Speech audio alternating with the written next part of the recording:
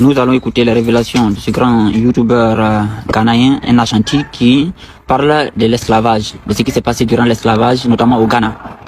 Par la suite, je vais réagir et expliquer certaines choses en français. Mais écoutez d'abord, après on en reparle. You know, the transatlantic slavery, people think that the people that were taken to the Caribbean were mostly Ashantis. No, it was actually the Ashantis that were capturing people. So they were capturing people from the north of Ghana. You know, other places the Salaga market. Yeah. So they catch you from the Salaga side. They walk you down all the way to Cape Coast, where you take your last bath. Wait, you walk all the way from the north. I tell you, yes. Are you kidding me? So that is why you are making it up. It's not true. I'm not making it up. I'm not making it up. I'm making it up. Many if you go to the north, okay. Many of our African American brothers in the diaspora in the Caribbean, we shouldn't think they are from the coastal areas. No. Salaga, up north. If we do tourism right, you will just see how they trekked, kidnapped, captured people all the way from present-day northern Ghana, hundreds of kilometers. Not that I know. No, they walk. Some people did not even make it along the way from the north to the south, like central region, right? Then they took them. That's why you had to take your last bath. If you go to what's it called? Asin Mansu. Yes. So you take your last bath because you've walked long miles. And all the dirt. All the dirt, they go and wash you. They wash you, then they take you to the dungeon.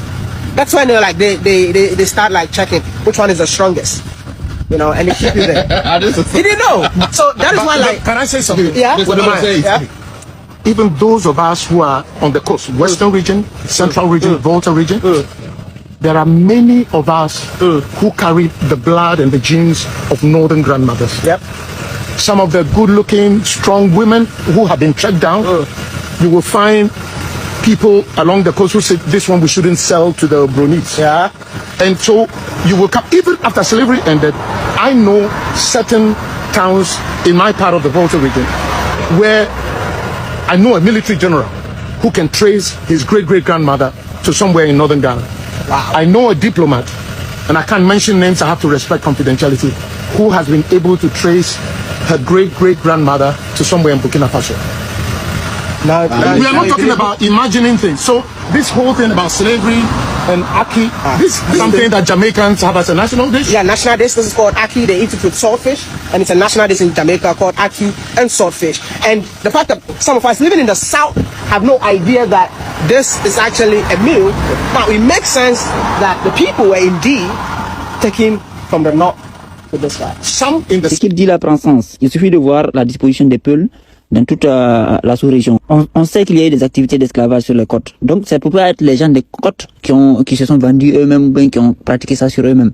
Ce qu'il dit là est connu, mais peu relayé. Et c'est la même réalité aussi pour le Bénin. Voilà. Le royaume du Dahomey qu'on entend, qui était l'un des plus grands centres d'activités d'esclavage, de vente des gens, c'était pas les gens des côtes qui subissaient ça. C'était les gens plus au nord.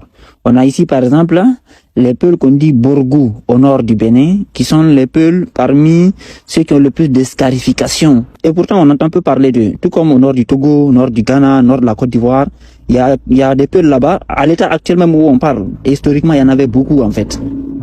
Au Ghana, la région dont il parle, Tamale, là, c'est la zone centrale même des Peuls, en fait. Mais ils ont été phagocytés là-bas par une ethnie caucasienne noire qu'on appelle les Dagomba. Voilà. Donc maintenant, quand on regarde ici sur la carte la disposition du peuple Peul à partir du Soudan jusqu'à la Mauritanie, il est clair que la victime essentielle dans tout ça, ça a dû être le Peul. Cela est soutenu aussi par le fait qu'on voit le nombre de révolutions que les Peuls ont produites autour de cette période-là. À partir de 1630, l'agression a commencé. Du coup, les Peuls ont commencé à lancer des révolutions, à créer des États théocratiques pour se défendre. Et il faut savoir que l'agression aussi venait du haut aussi, voilà, venant du Maghreb aussi, notamment de l'Empire ottoman vers 1650 en Libye. Et c'est aussi la zone appelée pays Peul aujourd'hui qu'ils appellent Negroland. Donc historiquement, comme il le dit, à partir de la zone qu'on dit Tamale au nord du Ghana là, jusqu'au centre même, en fait, c'est un territoire Peul, les Peuls de Ghana. Ce qui est marrant dans cette histoire, c'est que jusqu'à aujourd'hui, les Peuls au Ghana sont persécutés. On leur refuse la nationalité, on leur refuse la terre, alors qu'ils reconnaissent eux-mêmes qu'il y a plus d'1 million de Peuls là-bas. Voilà, historiquement parlant, ils sont présents là-bas depuis toujours. Ça veut dire que les mêmes victimes que eux-mêmes ils reconnaissent, les mêmes peuples que eux-mêmes reconnaissent avoir persécuté, les persécutent encore aujourd'hui, tout comme au Mali, au Burkina, au Niger, on persécute toujours le même peuple en fait, qu'ils ont combattu durant la colonisation, qu'ils ont combattu au temps de l'invasion première aux alentours de 1600. Et ces Ashantis-là, on va voir qu'en réalité, ce sont des Caucasiens noirs. C'est des gens venus du Caucase, de la Grèce antique. On le voit à travers leurs habillements déjà. Et on voit que le plus ancien palais d'un roi Ashanti, ça a été fait en 1874 avec les Blancs. On le voit dans leur culture, leur façon de s'habiller, c'est la Grèce antique. Voilà. D'ailleurs, Kwame Nkrumah appartenait à ce groupe ethnique-là. Ils ont le culte du phallique, tout comme en Grèce antique, qu'on retrouve aussi chez les Yoruba. C'est tous les peuples venant du Caucase, de l'ancien Caucase.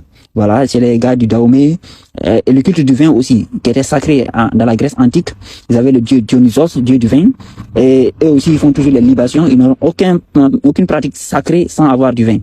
Donc, ils ont la même culture, les mêmes façons de s'habiller, la même corpulence, le même physique. C'est exactement les mêmes. Ils ont aussi les pratiques qu'on retrouve dans la Grèce antique et du Caucase. Voilà, les cultes du wubisme. On retrouve ça beaucoup chez eux. Voilà, tout est codifié dans leur tradition en fait. Tout comme tous les peuples noirs, notamment ceux qui sont installés aux côtes, ils ont ces pratiques-là codifiées dans leur culture, dans leur religion, qu'ils appellent culte traditionnel en Afrique.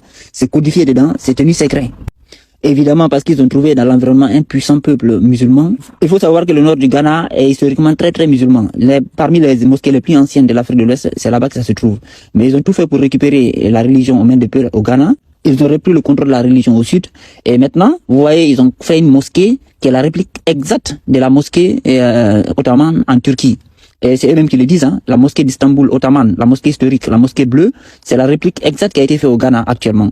Donc ça indique bien la parenté des gens qui viennent de l'Empire ottoman, ça veut dire que de la zone de la Turquie et de la Grèce antique en fait.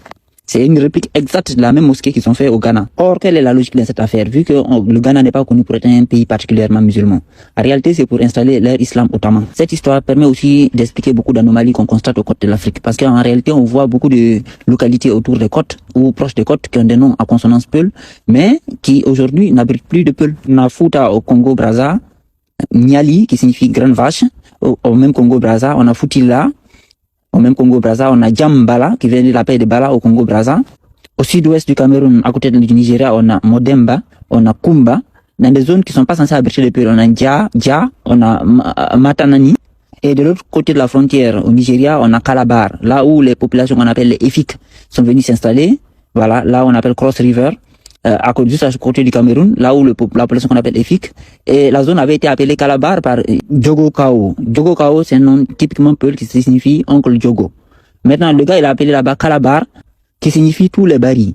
Maintenant, aujourd'hui, où sont tous ces barils qui étaient dans cette zone-là avant? On a le même scénario en Guinée, en Afrique de l'Est par exemple, là où les Malinké de Guinée qui colonisent aujourd'hui la Guinée sont installés. En fait, là-bas, c'était les gens qu'on appelait les Maures, des peuls qu'on appelait les Maures qui étaient là-bas. Les noms les plus anciens dans la région des consonances peuls comme Saraya, eux, ils sont centrés dans la zone où on appelle Sigiri. Mais on peut voir Saraya, Fulata, Malena, qui sont tous des noms à consonance peul. Saraya, Fulata, Tomboko, tout ça, ce sont des noms à consonance peul. Mais où sont ces morts-là aujourd'hui? Où ils sont? Puisque aujourd'hui, il y a que des Malinké là-bas. De même, au sud du Cameroun, vers la frontière avec la Guinée équatoriale et le Gabon, on retrouve des noms à consonance peul comme Dialobo.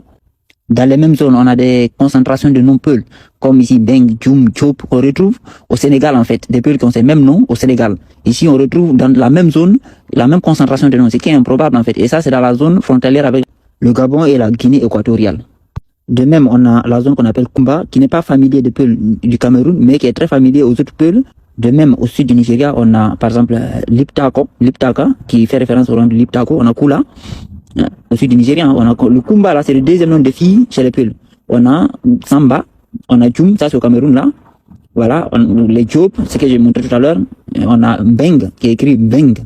Parce que c'est les Allemands. Dialobo, qui sont deux prénoms peuls. La réserve de Dja, c'est là-bas que les Pygmées sont actuellement.